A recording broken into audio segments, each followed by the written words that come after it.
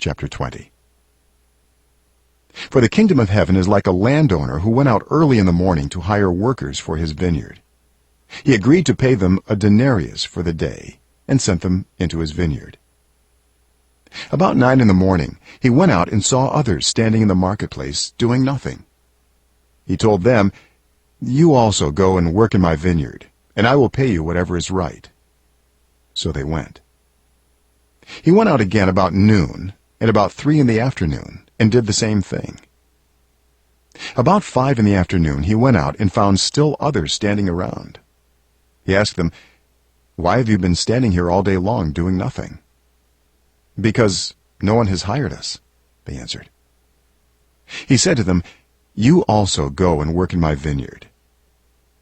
When evening came, the owner of the vineyard said to his foreman, "Call the workers and pay them their wages, beginning with the last ones hired and going on to the first."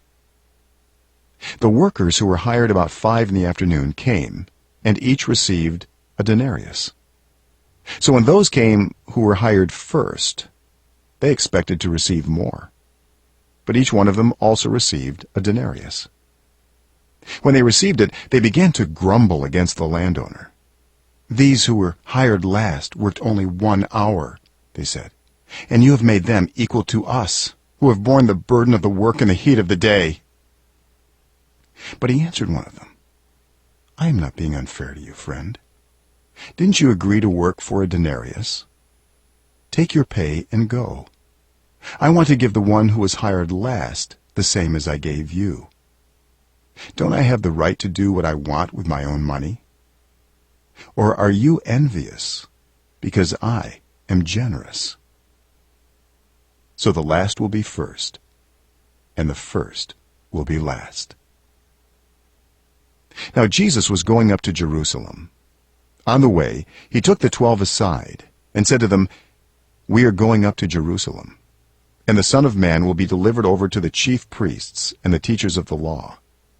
They will condemn him to death and will hand him over to the Gentiles to be mocked and flogged and crucified. On the 3rd day, he will be raised to life." Then the mother of Zebedee's sons came to Jesus with her sons, and kneeling down, asked a favor of him. "What is it you want?" he asked. She said, "Grant that one of these 2 sons of mine may sit at your right and the other at your left in your kingdom." "You don't know what you are asking," Jesus said to them. "Can you drink the cup I am going to drink?" "We can," they answered. Jesus said to them, "You will indeed drink from my cup, but to sit at my right or left is not for me to grant. These places belong to those for whom they have been prepared by my Father." When the 10 heard about this, they were indignant with the 2 brothers. Jesus called them together and said, "You know that the rulers of the Gentiles lord it over them, and their high officials exercise authority over them. Not so with you. Instead, whoever wants to become great among you must be your servant, and whoever wants to be first must be your slave. Just as the Son of Man did not come to be served, but to serve, and to give his life as a ransom for many." As Jesus and his disciples were leaving Jericho, a large crowd followed him.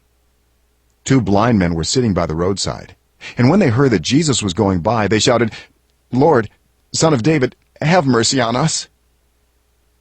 The crowd rebuked them and told them to be quiet.